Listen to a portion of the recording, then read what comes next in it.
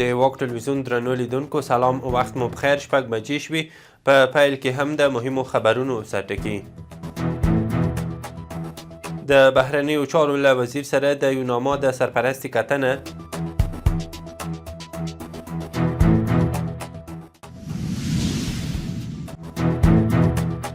روسیې ته د کرنې وزارت د لوړپوړي پلاوي سفر.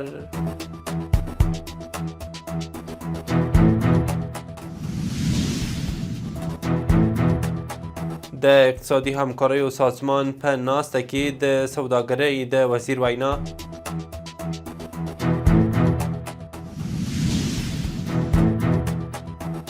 او امریکا کې د ملي ګارد په سرتیرو د یوه افغان کډوال وسلوال برید. نن پنجشنبه د لندۍ 9. اوس هم بشپړ خبرونه. د بهرنیو چارو وزارت خبر ورکړی چې په افغانستان کې د ملګرو ملتونو د مرستندویه دفتر یا یوناما سرپرستی جورجیت کانیون د بهرنیو چارو له وزیر امیرخان متقي سره کتلي دي. سرچینې ویلي چې په دې کتنه کې میرمن جورجیت پر خوست او کونړ د پاکستان له لوري د بمبار له امله د ښځو ماشومانو پر وژل کېدو خواشیني ښودلې ده. د معلوماتو له مخې نوموړی ټینګار کړی چې د ملکي تلفاتو د مخنیوي لپاره د نړیوال قوانین مراعات شي. هغې د افغانستان او پاکستان ترمنځ د ترانزیټي لارو له بند پاتې کېدو اندېښنه ښودلې او زیاته کړې ده چې د یوناما زرګونه ټنه بشردوستانه مرستې چې پکې خوراکي او تغذیه‌ایي مواد دي په لارو کې بند پاتې دي. د بهرنیو چارو وزارت په خبرپاڼه کې ویلي چې د دغه وزارت مالی او اداري مرستیال دکتور محمد نعیم د ایران د بهرنیو چارو وزارت له مالی او اداري مرستیال دکتور مهدي سبحاني سره کتلي دي. د سرچینې د معلوماتو له مخې په دې کتنه کې دواړو هیوادونو ترمنځ د دوه اړخیزو اړیکو پر پیاوړتیا، په ایران کې میشتو افغانانو ته د قنسولي خدماتو په ښه والي او ګڼو برخو کې د لا ښه پرمختګ په حل لارو خبرې شوي دي. د کرنې اوبو لګولو او مالدارۍ وزارت خبر ورکړی چې د دغه وزارت وزیر مولوي عطاالله عمري د یوه لوړپوړي پلاوي په مشرۍ په رسمي سفر روسیې ته تللی دی. د سرچینې د معلوماتو له مخې ښاغلی عمري به په مسکو کې د حیواني روغتیا په نړیوال کنفرانس کې د ګډون ترڅنګ د حیواني ناروغیو د مخنیوي او کنټرول د تخنیکي وړتیاو لوړولو او له ګډون کوونکو هیوادونو سره د ګډو همکاریو د پراختیا په اړه خبرې وکړي. د افغانستان اسلامي امارت د صنعت او سوداګرۍ وزیر نورالدین عزیزي د ترکیې په استانبول کې د اقتصادي همکاریو سازمان یا ایکو د سوداګرۍ وزیرانو په 5مه غونډه کې ګډون کړی دی. له یاد وزارت څخه خپره شوې خبرپاڼه کې راغلي چې دا غونډه د غړو هیوادونو د وزیرانو په ګډون جوړه شوې وه او پر اقتصادي همکاریو، د سیمې د سوداګرۍ پر پراخوالي او د ګډو پروژو پر پیاوړتیا یې خبرې کړي دي. د سوداګرۍ وزیر خپله وینا کې د اړیکو سازمان ارزښت ته په اشارې افغانستان د سیمې د ترانزیټي څلورلارې په توګه مهم جغرافیایي موقعیت یاد کړی او ټینګار کړی چې افغانستان چمتو دی په فعاله توګه په سوداګریزو او ترانزیټي پروژو کې خپله ونډه واخلي. هغه ایکو سازمان ته بلنه ورکړې چې راتلونکې غونډه دې په کابل کې جوړه شي او د کوربهتوب لپاره یې د افغانستان چمتووالی اعلان کړ. خبرپاڼه کې دغه راز راغلی چې دې غونډه کې افغانستان د غړو هیوادونو ملاتړ ترلاسه کړ څو د سوداګرۍ پراخولو، د ترانزیت د اسانتیا او د بهرنیو پانګونو د جلب په برخه کې اقدامات وشي چې دا چاره د اقتصادي ودې او سیمه ییزو همکاریو لپاره مهم رول لري. همدارنګه د صنعت او سوداګرۍ وزارت په خپره کړې خبرپاڼه کې ویلي چې د دغه وزارت وزیر نورالدین عزیزي د اقتصادي همکاریو سازمان یا ایکو د سوداګرۍ وزیرانو د ناستې په څنډه کې د ترکیې د سوداګرۍ له وزیر عمر پولاد سره کتلي دي. صنعت او سوداګرۍ وزارت وایي چې په دې کتنه کې دواړو لوریو د دوه اړخیزې سوداګرۍ د کچې پر زیاتوالي او د افغانستان د یو شمېر اساسي صادراتي توکو له دې ډلې د پنبې، تالک، ډبرو او ډبرو سکرو پر صادراتو خبرې کړي دي. د سرچینې د معلوماتو له مخې په دې کتنه کې نورالدین عزیزي د ترکي پانګوالو او شرکتونو لخوا افغانستان کې پر لا زیاتې پانګونې ټینګار کړی او د ترکیې د سوداګرۍ وزیر ته یې بلنه ورکړې چې د پانګونې او سوداګرۍ فرصتونو د لیدنې او ارزونې په موخه افغانستان ته سفر وکړي. د کډوالو او راستنیدونکو چارو وزیر مولوي عبدالکبیر د ترکیې له سفیر جنګونال سره کتلي دي. له یاد وزارت څخه خپره شوې خبرپاڼه کې راغلي چې د کډوالو چارو وزیر له اسلامي امارت سره د ترکیې هیواد اړیکو ته په اشارې د افغانستان او پاکستان ترمنځ په خبرو کې د ترکیې او قطر له هڅو او منځګړیتوب مننه کړې او ترکیه د اسلامي نړۍ مهم هیواد یاد کړی دی. هغه په ترکیه کې د افغان کډوالو سره پر اصولي چلند ټینګار کړی او د یاد هیواد له ویزو ترلاسه کول یې ترکیې ته د ناقانونه تګ په مخنیوي کې مهم بللی دي.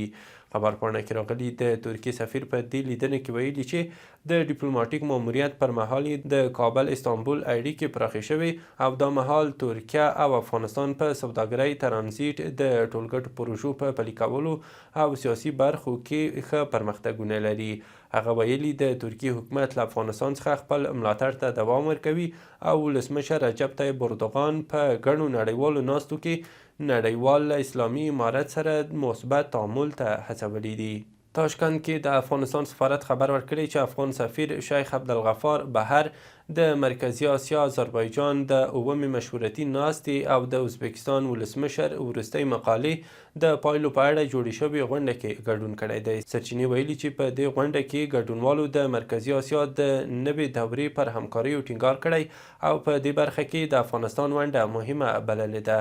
په بدخشان ولایت کې د سرحدي پولیسو لوی ریاست ویاند عبدالله عقاب فاروقي ویلي چې د بدخشان د والي مولوي محمد اسماعیل غزنوي په مشرۍ د یوه افغان پلاوي تاجکستان ته سفر کړی دی.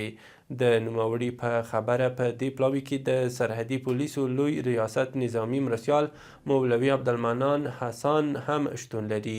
فاروقي زیاته کړې چې دغه پلاوی به د تاجکستان د کوهستان مختار ولایت له والي د ملي امنیت د سرحداتو له مرستیال او د دې هیواد د یو شمېر نورو امنیتي مسؤلینو سره د بندرونو نظم او د سرحدي همغږۍ د پیاوړتیا په اړه خبرې وکړي. د هرات ځایي چارواکي وایي چې د ایران خراسان رضوي والي غلام حسین مظفري په هرات کې د یاد ولایت له والي سره کتلي دي. سرچینې ویلي چې په دې کتنه کې ایراني چارواکو ویلي چې له افغانستان سره د وارداتو کچه زیاتوي او د ایران د اړتیا وړ توکي له دغه هیواد څخه واردوي. دغه راز په دې کتنه کې د سوداګریزو همکاریو د پراختیا د ترانزیتي اسانتیاوو او ګډو اقتصادي فرصتونو په اړه هم خبرې شوې دي. د افغانستان برېښنا شرکت وایي چې د ترکمنستان د 1500 کیلو ولټ برېښنا لاین ترڅنګ د سرخان الوان دښتې د 500 کیلو ولټ انتقالي برېښنا لاین پروژه هم په چټکۍ سره روانه ده. د یاد شرکت د معلوماتو له مخې د دې پروژې توپوګرافي او د لارې نقشه 100% بشپړه شوې او د پروژې ډیزاین هم په چټکۍ سره روان دی. دغه پروژه د 1000 میګاواټه برېښنا د انتقال ظرفیت لري او له بشپړېدو سره به له 1 میلیون ډیرو پیرودونکو ته باوري او دوامداره برېښنا برابر شي. د احصایه معلوماتو ملي ادارې ویلي چې د ټول هیواد په کچه د برېښنایي پیژندپاڼو ویش څانګې او آسان خدمت مرکزونو له لارې د روان کال په تله او لړم میاشتو کې 382,000 او 4 برېښنایي پیژندپاڼې ویشل شوي دي. یادې ادارې زیاته کړې چې د روان کال په یادو 2 میاشتو کې تر ټولو زیاتې څه باندې 11,000 برېښنایي پیژندپاڼې په کابل ولایت کې ویشل شوي دي او له کابل وروسته هرات د 52,000 او 440 کندهار د 1,000 او 384 ننګرهار د 100,000 او 103 او کندوز ولایت د 15,000 او 515 برېښنایي پیژندپاڼو په ویش سره هغه ولایتونه دي چې تر ټولو زیاتې برېښنایي پیژندپاڼې هیوادوالو ته ویشلي دي. د کډوالو او بیرته راستنیدونکو چارو وزارت ویلي چې په تیره لړم میاشت کې له پاکستان څخه 1,40,000 او 898 کډوال افغانستان ته راستانه شوي دي. د یاد وزارت د معلوماتو له مخې دغه کډوال د تورخم، سپین بولدک، بهرامچی، ببرک، ترنی او میر سپار له لارو هیواد ته راستانه شوي دي.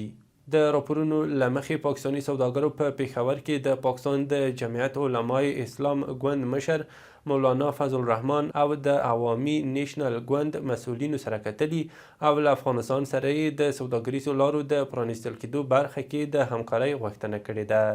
پاکستاني سوداګرو ویلي چې د لارو تړل کېدو له امله ورته سخت زیان اوښتی دی او ټولې لارې دې ژر تر ژره پرانیستل شي.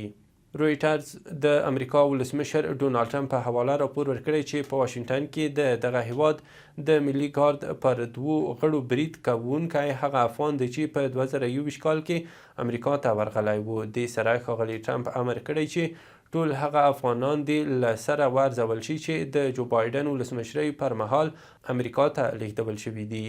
د ملي ګارد دغه ځواکونه سپینې ماڼۍ ته نږدې په ډزو ټپیان شوي او راپورونه کوي چې شکمن کس هم له ویشتل کېدو وروسته په توقیف کې دی. اخوا ځینې نورې امریکایي رسنۍ وایي چې بریدګر رحمان الله لکنډوال نومیږي، 29 کاله عمر لري او په 2021 کال کې امریکا ته لیږدول شوی و. وروستی خبر هم دا چې د راپورونو له مخې د هانګ کانګ د وانګ فونګ ګورډ سیمې په لوړو استوګنیزو ودانیو کې د پراخې اورلګېدنې له امله 26 کسان مړه او 209 نور تری تم شوي دي. د ځایي چارواکو په خبره د مړو شویو کسانو په شمیر کې اور وژونکي هم شامل دي. وانګ فونګ ګورډ دغه لوړې ودانۍ شاوخوا 2000 اپارتمانونه لري چې د پراخې اورلګېدنې له امله یې د ژغورنې عملیات ستونزمن کړي وو. له ملتیا مو مننه. وروستي خبرونه مو هم دومره وو.